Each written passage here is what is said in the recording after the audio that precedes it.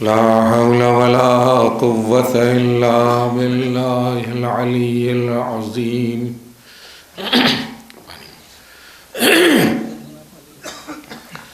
أعوذ بالله السميع العليم من الشيطان اللعين الرجيم. بسم الله الرحمن الرحيم.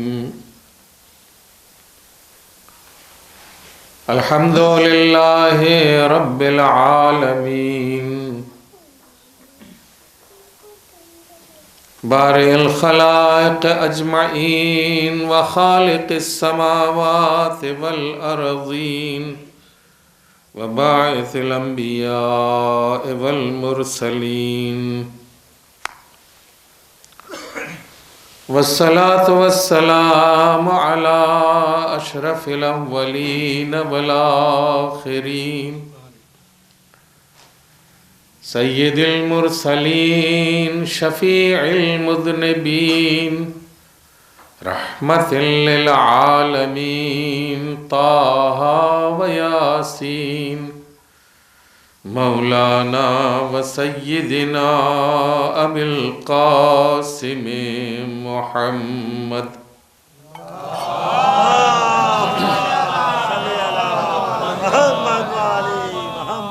صلی اللہ علیہ وعلى أهل بيته الطيبين الطاهرين المعصومين المنتجبين الأكرمين، لا سيما على بقية الله في الأرضين، ولعنة الله على أعدائهم وقاتليهم وغاصبي حقوقهم ومنكري فضائلهم من يوم عداوتهم إلى يوم الدين. أما بعد، فقد قال سبحانه تبارك وتعالى في كتابه الكريم وهو أصدق الصادقين. بسم الله الرحمن الرحيم. وقل اعملوا فسيرى الله عملكم ورسوله والمؤمنون. صلوات پڑھیں محمد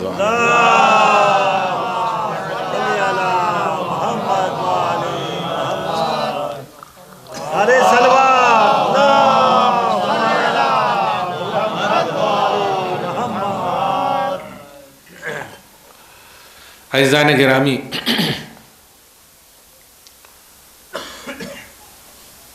مجلس کافی تاخیر ہو گئی ہے، اس میں لہذا میں کوئی طولانی گفتگو آپ سے نہیں کروں گا۔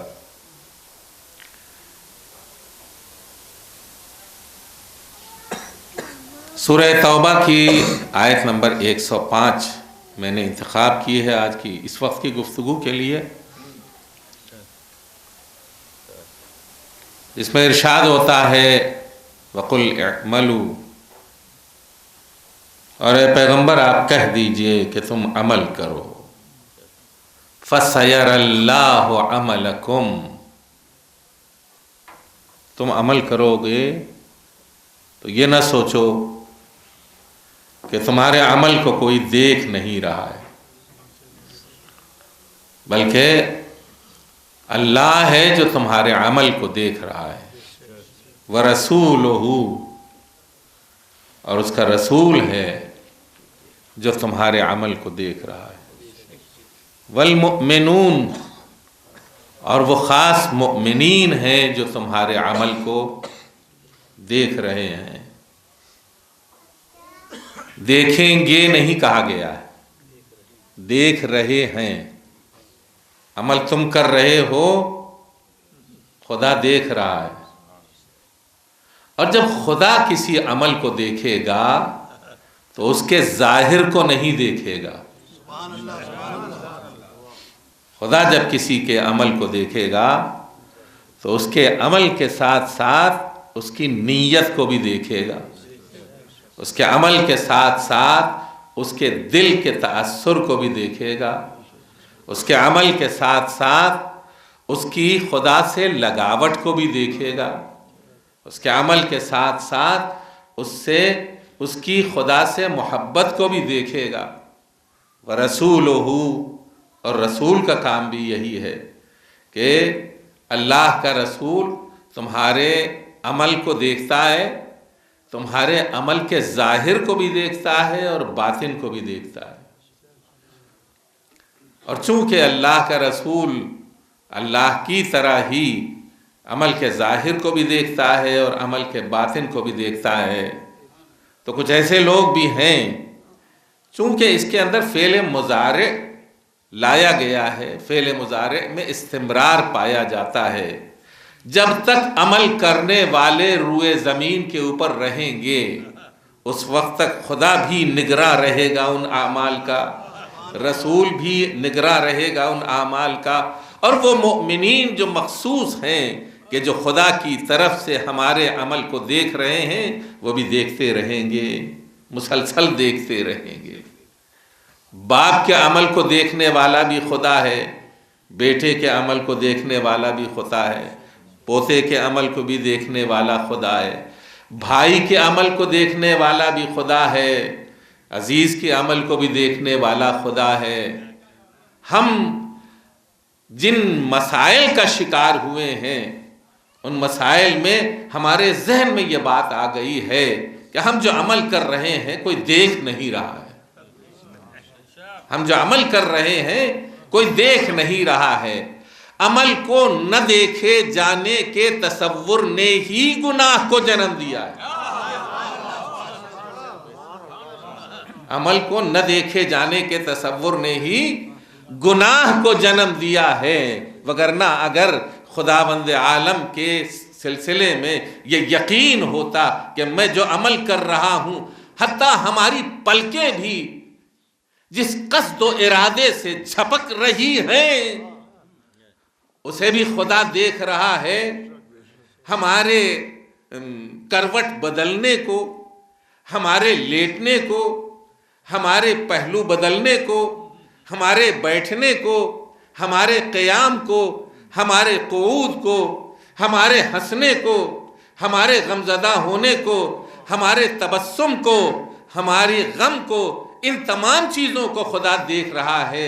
اگر ہم یہ یقین پیدا کر لیں کہ ہمارا ہر عمل اس کی نگاہوں کے سامنے ہے تو مجال نہیں ہے کہ ہم سے کوئی گناہ ہو جائے، مجال نہیں ہے کہ ہم سے کوئی گناہ ہو جائے، مجال نہیں ہے کہ ہم اپنے بھائی کو ستائیں، مجال نہیں ہے کہ ہم اپنے کسی بھائی کا حق غصب کریں، مجال نہیں ہے کہ ہم کسی کے اوپر ظلم ڈھائیں، اس لیے کہ ہم یہ دیکھ رہے ہیں کہ خدا دیکھ رہا ہے، ہم یہ سمجھ رہے ہیں کہ خدا دیکھ رہا ہے۔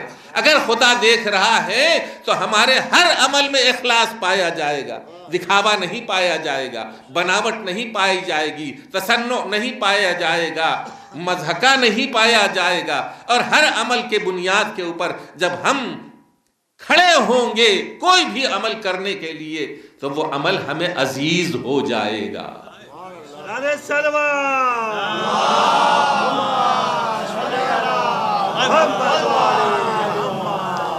یہ کیا ہوتا ہے کہ ہم نمازوں میں لاپرواہی کرتے ہیں؟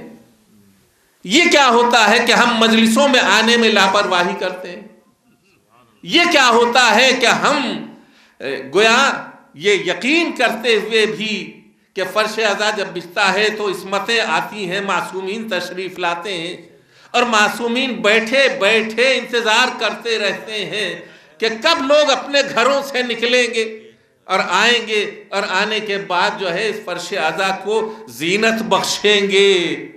اگر یہ سمجھتے کہ خدا دیکھ رہا ہے، اگر یہ سمجھتے کہ رسول دیکھ رہا ہے، اگر یہ سمجھتے کہ امام دیکھ رہے ہیں اور ہر زمانے کا امام ہمارے عمل کو دیکھ رہا ہے، تو ہم سے یہ کوتاہی نہ ہوتی، ہم سے یہ غفلت نہ ہوتی، ہم سے یہ گویا تصنع کا انداز ہمارے ہاں نہ پایا جاتا۔ پھر یہ احترام کیا جاتا کہ ایک مجلس کے بعد دوسری مجلس ہے تو مومنین کو زحمت نہ دو. توجہ ہے میری طرف؟ مومنین کو زحمت نہ دو کہ ایک مجلس میں اتنا تھکا دو کہ دوسری مجلس میں آنے والے آ ہی نہ سکیں. یہ چیزیں جو ہیں وہ ہمارے ہر اس عمل کو دیکھتی ہیں کہ جسے ہم یہ سوچتے ہیں کہ کوئی دیکھ نہیں رہا ہے. ہم یہ سوچتے ہیں کہ یہ ہمارا نفس ہے جو ہم سے یہ عمل کرا رہا ہے. کوئی دیکھ نہیں رہا ہے، ہمارے کسی بھی عمل کو کوئی دیکھ نہیں رہا ہے. آیا امکان ہے کہ کوئی عمل نہ دیکھے؟ ہم سے کہا جائے عمل کرو اور ہمارے عمل کو کوئی نہ دیکھے؟ یہ ہے سوچنے والی بات. ہم سے تو کہا جا رہا ہے عمل کرو، تو اب اگر عمل کرنے کے لیے ہم سے کہا جا رہا ہے تو کس نے کہا ہے؟ ہمارے جیسے آدمی نے کہا ہے؟ ہمارے جیسے آدمی نے نہیں کہا ہے، پروردگار عالم نے کہا. اب اگر پروردگار عالم نے ہم سے کہا ہے عمل کرنے کے لیے تو ہمارا یہ عمل ہونا کیسا چاہیے؟ ایسا ہونا چاہیے کہ ہم اس کی نظر میں سرخرو ہو جائیں. اور جب اس کی نظر میں سرخرو ہو جائیں گے تو کیسے سرخرو ہوں گے؟ اگر یہ سمجھتے ہوئے عمل کریں کہ خدا دیکھ رہا ہے تو سرخرو ہو جائیں گے. اور اگر یہ سوچ کر کے عمل کریں کہ اللہ اندھا ہے، معاذ اللہ ہمارے عمل کو نہیں دیکھ رہا، رسول اللہ معاذ اللہ ہمارے عمل کو نہیں دیکھ رہے ہیں، ہمارے وقت کا امام ہمارے عمل کو نہیں دیکھ رہا ہے، تو ہم کیا کریں گے؟ اگر یہ یقین ہمارے دل میں ہے اور ہمارے عمل سے یہ بات ظاہر ہو رہی ہے کہ کوئی نہیں دیکھ رہا، اور چونکہ کوئی نہیں دیکھ رہا ہے لہذا ہماری مرضی ہے ہم جو کچھ کریں، ہم اپنی مرضی کے مطابق عمل کریں گے، اس کے لیے عمل نہیں کریں گے. ہے توجہ میری طرف؟ ہم اپنی مرضی کے مطابق عمل کریں گے، اللہ کے لیے عمل نہیں کریں گے. ہم اپنی مرضی کے مطابق عمل کریں گے، حسین کے لیے فرش نہیں بچھائیں گے. سمجھ رہے ہیں؟ یہ چیزیں جو ہیں وہ دیکھنے کی ہیں اور سوچنے کی ہیں. جو یہ دیکھتا ہے اور یہ یقین رکھتا ہے کہ میرے ہر عمل کو خدا دیکھ رہا ہے، وہ اپنے ہر عمل کو اتنا خالص بنا دیتا ہے، اتنا خالص بنا دیتا ہے کہ خدا اس کے ہر عمل کے اوپر اس کی تعریف کرتا ہے، اس کی حمد و ثنا کرتا ہے، اس کی تعریف کرتا ہے. اور تعریف کرنے کے بعد یہ کہتا ہے خالص عمل، خالص عمل، خالص عمل. جب خالص عمل خدا دیکھتا ہے تو اپنے فرشتے سے یہ پیغام کہلاتا ہے لا فتح الا علی، لا سیف الا ذوالفقار. یہ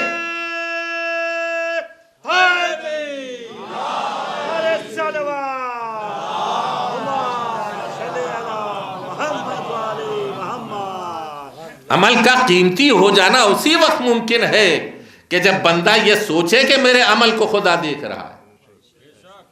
عمل کا قیمتی ہو جانا اسی وقت ممکن ہے جب یہ یقین پیدا ہو کہ میرے ہر عمل کو خدا دیکھ رہا ہے.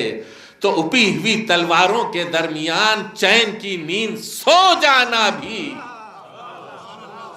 چین کی نیند سو جانا بھی اسے اتنا لذت بخش محسوس ہوتا ہے کہ وہ سو جاگنے کے بعد یہ کہتا ہے کہ زندگی میں آج کے جیسی نیند نصیب نہیں ہوئی. صلوات پڑھے محمد و آل محمد.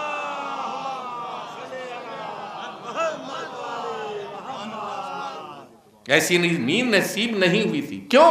اس لیے کہ وہ یہ دیکھ رہا تھا کہ میرا پروردگار میرے اس عمل کو دیکھ رہا ہے، میرا خدا میرے اس عمل کو دیکھ رہا ہے. اور اگر خدا عمل کو دیکھ رہا ہے تو مجھے اپنے عمل کو کتنا خالص بنانا چاہیے، اتنا خالص بنانا چاہیے کہ میرا ہر عمل خدا پسند بن جائے، میرا ہر عمل خدا پسند بن جائے. تو اب کیسے خدا پسند بنے گا؟ ایسے خدا پسند بنے گا کہ اگر مرضی پروردگار ہو تو تیغ سر تن سے جدا کرے، اور اگر مرضی پروردگار نہ ہو تو اٹھی ہوئی تلوار ٹھہر جائے. ہے کہ نہیں؟ اس لیے کہ مرضی پروردگار پیش نظر ہے، اور اگر رضائے پروردگار پیش نظر ہے تو خدا بند عالم ہمارے ہر عمل کو پروردگار عالم قبول کرے گا. ہم یہ سوچیں اپنی زندگی میں ہم نے اب تک کون سا کام کیا ہے جو خدا کے لیے کیا؟ آیا کیا ہے؟ 20 سال کی عمر ہو گئی، 30 سال کی عمر ہو گئی، 40 سال کی عمر ہو گئی، 50 سال کی عمر ہو گئی، 60 سال کی عمر ہو گئی، 70 سال کی عمر ہو گئی، قبر میں پیر لٹکائے بیٹھے ہوئے ہیں. سوچیں کہ کوئی عمل پوری زندگی میں کیا ہے جو خدا کے لیے کیا ہو.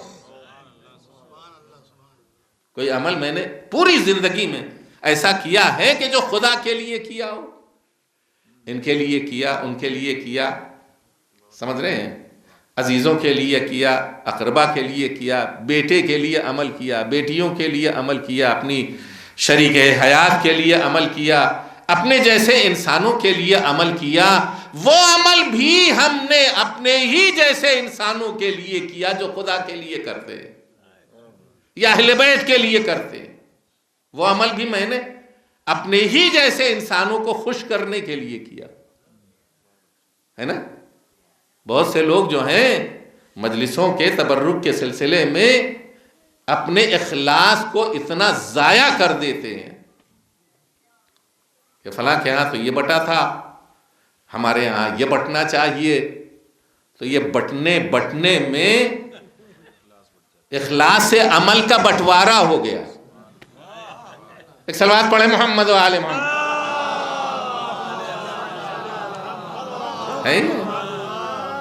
اللہ دیکھ رہا ہے، اور اگر اللہ دیکھ رہا ہے تو جو بندہ اللہ کے سلسلے میں اپنے کو خالص بنا دے گا تو اس خالص وجود سے جو خالص عمل ظاہر ہوگا اس کی قیمت کیا ہوگی؟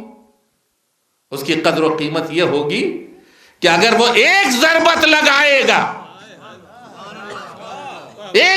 لگائے گا دشمن کے سر کے اوپر تو پیغمبر اکرم صلی اللہ علیہ وآلہ وسلم قصیدہ پڑھتے ہوئے نظر آئیں گے. ضربت علی یوم الخندق افضل من عبادت الثقلین الی یوم القیامہ. یہ نہ سوچئے کہ صرف امیر المؤمنین کے سلسلے میں یہ چیز کہہ دی گئی اور کسی کے حق میں نہیں آ سکتی. ہمارے اور آپ کے لیے بھی یہ امکان ہے کہ اگر اپنے عمل کو خالص سے خالص بنا لیں تو پروردگار عالم ہمیں اتنے ہی حسنات سے نوازتا ہے نا. مثال کے طور کے اوپر آپ کے سامنے کوئی بھی من جاء بالحسنۃ فلہ عشر امثالھا. پیغمبر اکرم صلی اللہ علیہ وسلم جناب آدم یہاں سے چلتے ہیں. شیطان نے اپنے لیے اختیارات مانگے پروردگار عالم سے، اور ان اختیارات کی بنا کے اوپر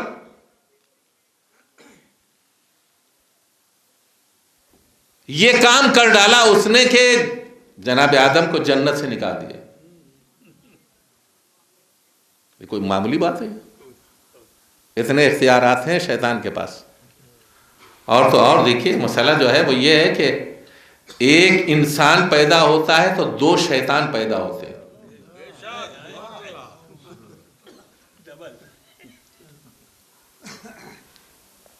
اور یہ جو 2 شیطان پیدا ہوتے ہیں ان کے لیے کوئی ٹھکانہ نہیں کہ دونوں جن ہی ہوں. شیاطین الجن والانس، انسانی شیطان بھی ہوتے ہیں اور جناتی شیطان بھی ہوتے ہیں. فرق یہ ہے کہ آپ کو اپنی آنکھیں کھلی رکھنی چاہیے کہ انسانی شیطان آپ کو دھوکہ نہ دے جائیں، ہے نا. اور اگر آپ کی آنکھیں کھلی رہیں گی تو آپ کو محسوس ہو جائے گا کہ آپ کی زندگی میں کس نے آپ سے دھوکہ کیا ہے. توجہ ہے، میں اشاروں میں بہت ساری باتیں آپ کی خدمت میں عرض کر رہا ہوں. کتنے ایسے ہیں جو آپ کے اپنے بن کے دھوکہ دیتے ہیں اور خدا سے دور کر دیتے ہیں. اپنے بن کر کے دھوکہ دیتے ہیں اور خدا سے دور کر دیتے ہیں. اور پھر آپ کو احساس بھی نہیں ہوتا.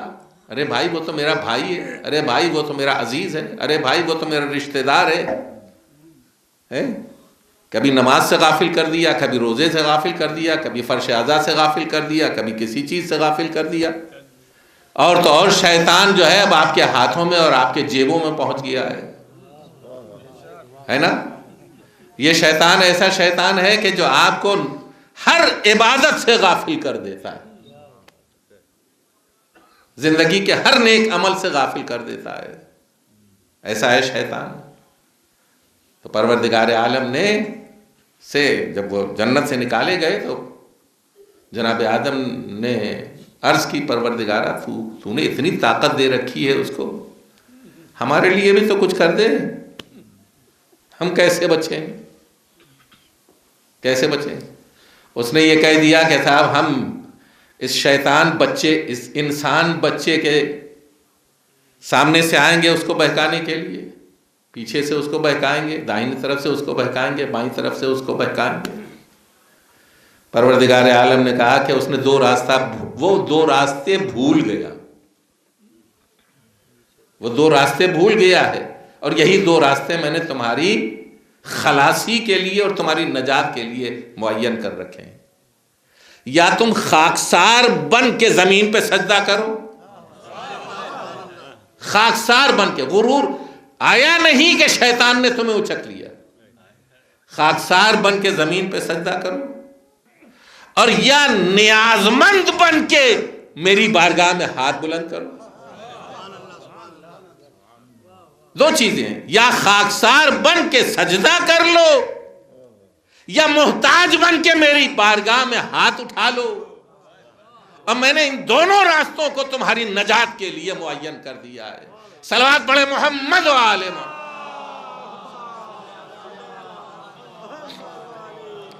سے بہتر انداز میں صلوات پڑھے محمد و آل محمد.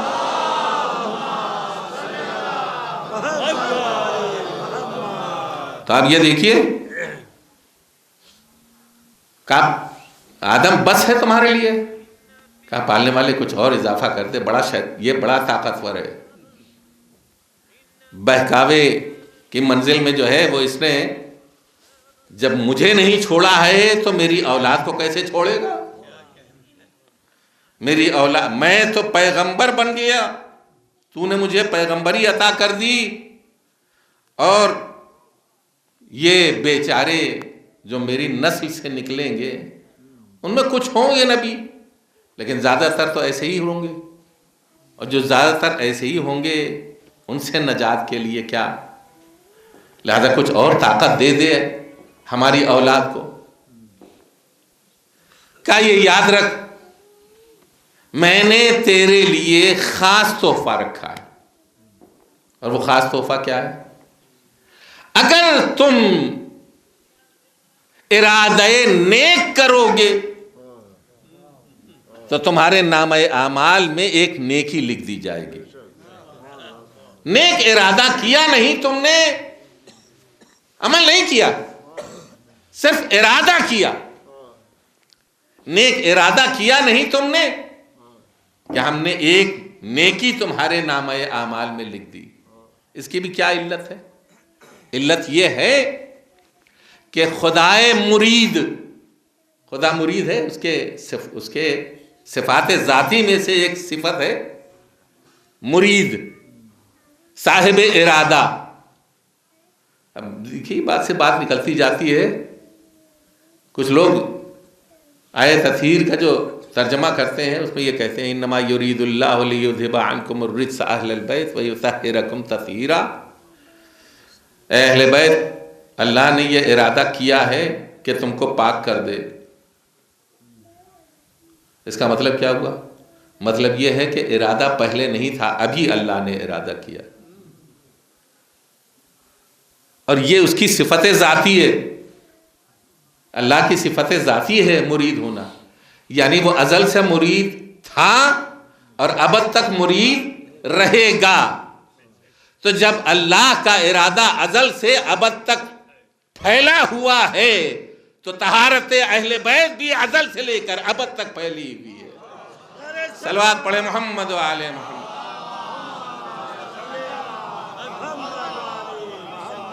سے بہتر انداز میں صلوات پڑھے محمد و آل محمد.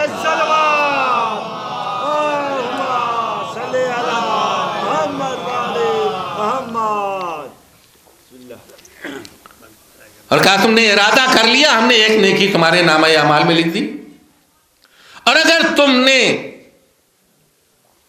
صلوات پڑھے محمد و آل محمد وہ عمل انجام دے لیا جس کا ارادہ تم نے کیا تھا، اگر تم نے وہ عمل انجام دے لیا تو ہم 10 گنا نیکی تمہارے نامہ اعمال میں لکھیں. 10 گنا نیکی تمہارے نامہ اعمال میں لکھیں. من جاء بالحسنۃ فلہ عشر امثالہا. جو نیکی کرتا ہے یعنی نیک عمل انجام دیتا ہے اسے 10 گنا ثواب عطا کیا جاتا ہے پروردگار عالم کی طرف سے. تو یہ کیا ہے؟ اس کو بھی سوچنے کی ضرورت ہے، غور کرنے کی ضرورت ہے. اور وہ یہ ہے کہ نیک ارادہ وہ بھی انسان کا، اس نیک ارادے میں تنہا انسان شامل نہیں ہے، تنہا انسان شامل نہیں ہے، بلکہ اس کے اس نیک ارادے میں خدا کی مرضی بھی شامل ہے. اور چونکہ نیک ارادے میں خدا کی مرضی بھی شامل ہے لہذا اگر وہ ایک عمل بھی کرے گا تو 10 گنا ثواب کا مستحق ہوگا. صلوات پڑھیں محمد و آل محمد.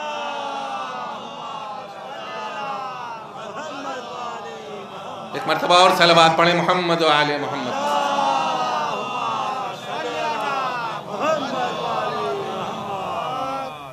تو یہ اب ہم جو آپس میں لڑتے ہیں، جھگڑتے ہیں، لوٹتے ہیں، غصب کرتے ہیں، گالی دیتے ہیں، گالی سنتے ہیں، غیبت کرتے ہیں، غیبت سنتے ہیں، جھگڑا کرتے ہیں، کھیت کے اوپر، کھلیان کے اوپر، نالیوں کے اوپر، نالیوں کے اوپر.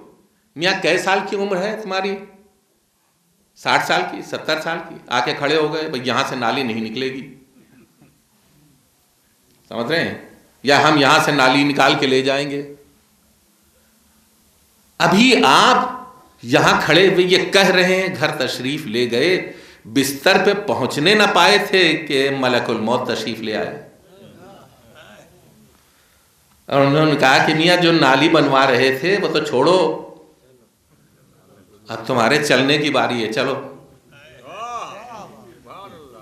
تمہارے چل چلاؤ کی باری ہے، چلو. کس طرح کی نیکی، کس طرح کی نالی، اور کس طرح کا کھیت، کس طرح کا کلیان، کس طرح کی برائی، کس طرح کی گالی، یہ سب دیکھا جا چکا ہے تم سے. اور اب جو ہے یہ عجیب و غریب چیز ہے ہمارے لیے کہ اللہم اجعل عواقب امورنا خیرا.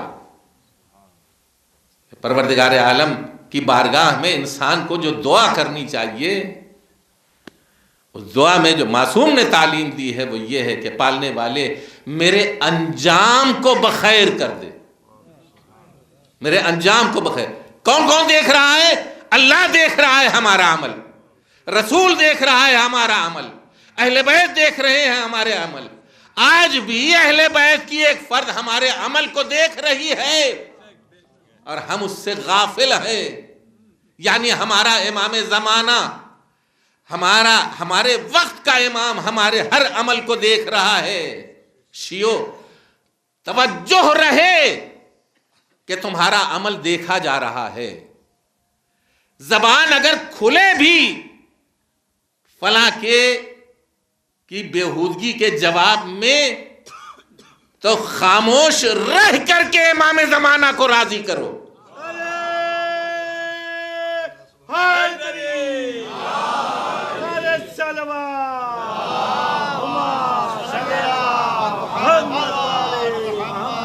طاقت رکھتے ہو کہ گالی کا جواب گالی سے دو، ہے نا؟ طاقت رکھتے ہو کہ گالی کا جواب گالی سے دو. کیا کیا مولا کائنات نے؟ اسی جنگ خندق میں، جس جنگ میں ضربت علی یوم الخندق افضل من عبادت الثقلین الی یوم القیامہ کا تمغہ پیغمبر اکرم صلی اللہ علیہ وآلہ وسلم کی جانب سے آپ کو ملا.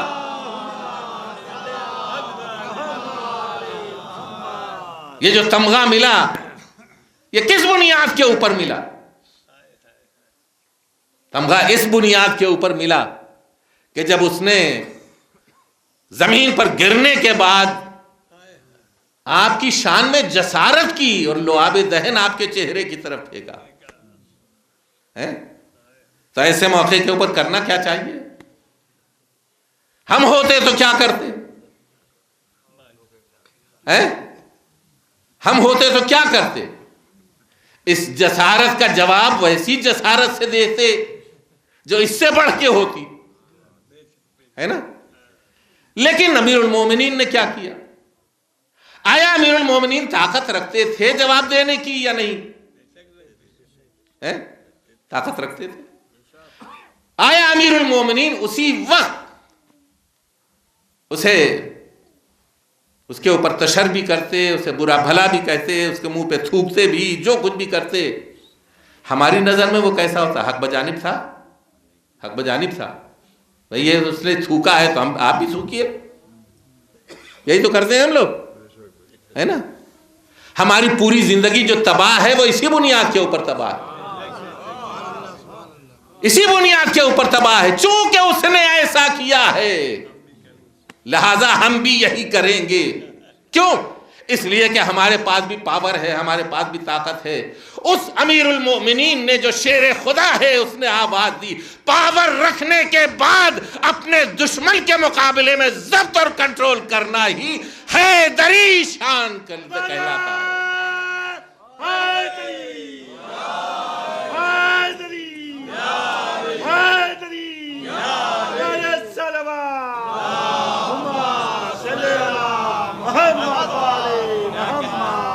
یہ چیزیں جو ہیں وہ ہمیں سوچنی چاہیے کہ ہم پاور رکھنے کے باوجود اپنے دشمن کو بحل کر دیں، پاور رکھنے کے باوجود اپنے دشمن کو معاف کر دیں. تب تو ہیں علی والے، اگر نہ علی والے نہیں ہیں، معاویہ والے ہیں. اس لیے کہ وہ جن چیزوں کو انجام دیتا ہے وہ ویسے ہی ہے جیسے آج کل ہمارے یہاں اکثر ہوتا رہتا ہے. تو ہم جو ہے وہ اگر کہیں کہ خدا نخواستہ ہماری حالت یہ ہو گئی ہے کہ نام علی کا ہماری زبانوں پر ہے، عمل معاویہ کا ہمارے اعضاء و جوارح میں ہے. یہ ہے حقیقت. تو وہ بھی دیکھ رہے ہیں، امام زمانہ بھی دیکھ رہے ہیں. کتنے ایسے ہیں کہ جو امام زمانہ کو روز اٹھ کر کے سلام کرتے ہیں؟ ہمارے اور آپ کے امام ہیں نا. کتنے ایسے ہیں جو روز اٹھ کر کے امام زمانہ کو سلام کرتے ہوں؟ اول تو یہ کہ نماز ہی جو ہے وہ مسجد بتاتی ہے نا کہ کتنے نمازی ہیں یہاں. مسجد بتاتی ہے، اور ہر دیہات کی مسجد یہ بتاتی ہے کہ کتنے پرسنٹ شیعہ ہیں. گھر کے لیے پوچھا گیا تو معلوم ہوا کہ 60-70 گھر ہیں یہاں. اور مسجد کی حالت جو ہے وہ بتاتی ہے کہ 5 گھر بھی ایسے نہیں ہیں کہ جو اللہ کی عبادت کرنے والے ہوں. اور پھر امام زمانہ کو ہم یہ تبھی اب جب نماز نہیں پڑھیے گا تو السلام علیکم یا بقیت اللہ کیسے ہیں؟ 2 مسجد ہو 3 مسجد ہو، لیکن کتنے لوگ بچ جاتے ہیں؟ کتنے لوگ مسجدوں میں جاتے ہیں؟ آیا نماز ہمارے یہاں آئی تھی اور ہمارا ورثہ ہے یا ان کے یہاں آئی تھی؟ توجہ ہے میری طرف؟ نماز کا رشتہ اہل بیت سے ہے یا امیر شام سے ہے؟ امام حسین علیہ السلام کو شہید کرنے کے بعد تکبیر کی آواز کیوں بلند کی گئی؟ مسئلہ یہ تھا کہ دنیا کو یہ خبر تو ہو رہی تھی کہ نواسۂ رسول شہید کیا جا رہا ہے. تو اب نواسۂ رسول کو شہید کیا گیا تو اس کے اوپر پردہ ڈالنے کے لیے کوئی چیز تو ان کے پاس ہونی چاہیے. پہلا عمل نوک نیزہ کے اوپر سر حسین کے چڑھائے جانے کے ساتھ ہی پہلا عمل جو انہوں نے کیا وہ تکبیر کی آواز بلند کی. ادھر سر حسین چڑھ رہا تھا نوک نیزہ پر، ادھر تکبیر کی آواز بلند ہو رہی تھی. اور اسی سال کوفے میں 4 مسجدیں بنائی گئیں امام حسین علیہ السلام کی شہادت کی خوشی میں، یادگار میں، شہادت کی یادگار میں. تو آپ نے یہ طے کر لیا کہ صاحب ہم مسجد، پاکستان میں تو ہے ہی ایسا ہے، بعض ایسے لوگ ہیں کہ جو جب مسجد سامنے آتی ہے تو ایسے کر لیتے ہیں، گزر جاتے ہیں کہ بھائی ایسے کیوں کر رہے ہیں، کہ یہ ہمارے مولا کا مقتل ہے، ہمارے مولا کا مقتل ہے لہذا ہم دیکھیں گے ہی نہیں اس کو، جانا تو دور کی بات ہے. تو ہم اگر امام حسین علیہ السلام کو چاہتے ہیں تو ثبوت کے طور کے اوپر کیا کرنا چاہیے؟ عبادت کرنی چاہیے. جب عبادت ہوگی تو اتحاد کا جذبہ پیدا ہوگا. جب اتحاد کا جذبہ پیدا ہوگا تو توحید الہی عملی شکل میں ہر گھر میں وارد ہوگی. اور جب توحید الہی ہر گھر میں وارد ہوگی تو تفرقہ گھروں سے دور ہو جائے گا، اتحاد گھروں کی زینت بن جائے گا. اور جہاں اتحاد ہو جائے گا وہاں کوئی خرابی نہ آئے گی اور وہاں عبادت اور بندگی ہی رہے گی. اور جب عبادت و بندگی رہے گی تو اہل بیت اس گھر کو زینت بخشیں گے. اپنے گھر کو ایسا بناؤ کہ جہاں تمہارے وقت کا امام تھوڑی دیر کے لیے صحیح پہنچ سکے اور اس گھر میں ٹھہر سکے. جب تک اپنے گھر کو ایسا نہیں بناؤ گے اس وقت تک تم شیعہ اہل بیت کہلانے کے حقدار نہیں ہو، شیعہ اہل بیت کہلانے کے حقدار نہیں ہو. یہ بہت ہی سخت منزل ہے. میں جتنا چاہتا تھا اس سے زیادہ میں پڑھ گیا اور آپ حضرات نے زحمت کی کہ پوری باتیں سنی. زینب نے یہ بات، یہ عمل دیکھا ہے کہ وہ کون سے لوگ تھے کہ جو نواسۂ رسول کے سر کو نیزے کے اوپر چڑھا رہے تھے اور تکبیر کی آواز بلند کر رہے تھے. ہمارے یہاں بھی کبھی کبھی ایسا ہے کہ محبت اہل بیت میں، محبت حسین میں لوگوں سے اختلاف کرتے ہیں. اختلاف ہی نہیں کرتے بلکہ لاگا ڈاٹی میں ایک دوسرے کی عزاداری کو خراب کرنے کی کوشش کرتے ہیں. یہ چیزیں جو ہیں وہ ہمارے لیے سیکھ ہے، سیکھ. ہمیں کوشش یہ کرنی چاہیے کہ ہم وہ کریں کہ جسے امام زمانہ پسند کرتے ہوں. امام زمانہ پسند کرتے. زینب نے یہ عمل دیکھا، دوڑی ہوئی آئیں اپنے بھتیجے کے پاس جو بے ہوشی کے عالم میں بستر بیماری کے اوپر پڑا ہوا تھا. بھتیجے کے پاس آئیں. یہ زینب جب اپنے بھائی کو رخصت کر چکی تھیں تو ان کے اضطراب کا عالم کیا تھا. کبھی در خیمہ کے اوپر آتی تھی، کبھی مقتل کی طرف نگاہ اٹھا کے دیکھتی تھی. اور زینب کے دل کو ڈھارس ہوتی تھی اس وقت جب حسین کی آواز سنتی تھی، لا حول ولا قوت الا باللہ. کبھی دعائیں کرتے ہوتے تھے حسین، کبھی لا حول ولا قوت الا باللہ کہتے تھے. اور جب کچھ دیر تک نہ حسین نظر آئے اور نہ آواز حسین سنائی دی تو لڑکھڑاتے ہوئے قدموں سے زینب نے اپنے آپ کو خیمے سے باہر نکالا، آیا زینب تنہا نکلی تھی؟ نہیں، زینب تنہا نہیں نکلی تھی، بیبیاں بھی ساتھ ساتھ نکلی، بچے بھی ساتھ ساتھ نکلے، تلہ زینبیہ کے اوپر کھڑی ہوئی، اور جیسے ہی تلہ زینبیہ کے اوپر کھڑی ہوئی ایک ایسا دلدوز منظر دیکھا کہ زینب برداشت نہ کر سکی۔ امام زمانہ نے اس کی تفصیل یوں بیان کی ہے، الشمر جالس علی صدرہ، زیارت ناہیہ میں یہ جملہ ہے کہ شمر حسین کے سینے کے اوپر سوار تھا اور گلے کے اوپر کند خنجر کی روانی تھی، پشت گردن سے حسین کا سر جدا کیا جا رہا تھا۔ جب گلا سوکھا گلا نہ کٹ سکا تو شمر نے لاش حسین کو پلٹ دیا۔ المذبوح من القفا، پشت گردن سے حسین کی گردن کے اوپر جو ہے وہ چھری چلائی۔ بعض روایات میں ملتا ہے 12 ضربیں امام حسین علیہ السلام کے سر اقدس کے اوپر لگائی گئیں، اور یہ سر کاٹ کر کے نشیب سے وہ نکل رہا تھا، اور ادھر زینب کی فریاد بلند ہو رہی تھی، اما فیکم مسلم، کیا تمہارے درمیان کوئی مسلمان نہیں ہے؟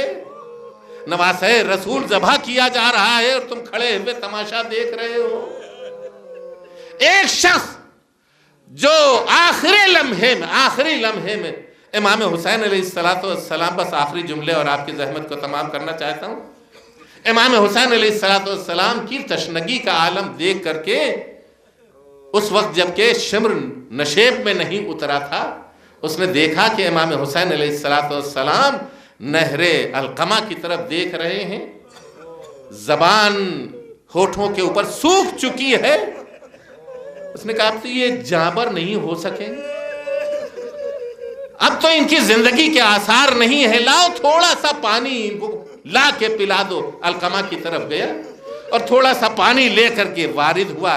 جیسے ہی نشیب کے قریب پہنچا تو اس نے یہ دیکھا کہ شمر ایک ہاتھ میں خون ٹپکتا ہوا خنجر لے کر اور ایک ہاتھ میں ایک سر بریدہ لے کر کے اٹھا ہے، چڑھ رہا ہے نشیب سے بلندی کی طرف۔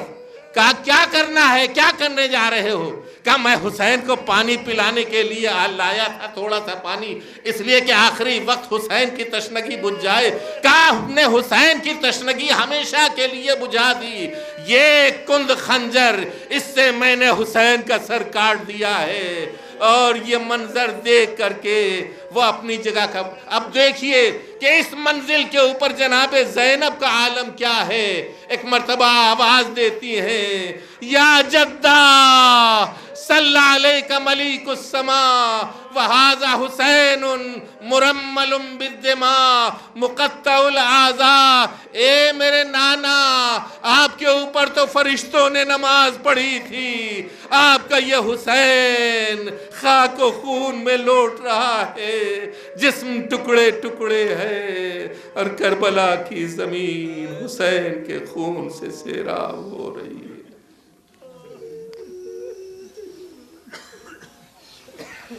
سَيَعْلَمُ الَّذِينَ ظَلَمُوا أَيَّ مُنْقَلَبٍ يَنْقَلِبُونَ إلہی بحق الزہرا و ابیہا و بعلہا و بنیہا والسر المستودع فیہا بعدد ما احاط بہ علمک۔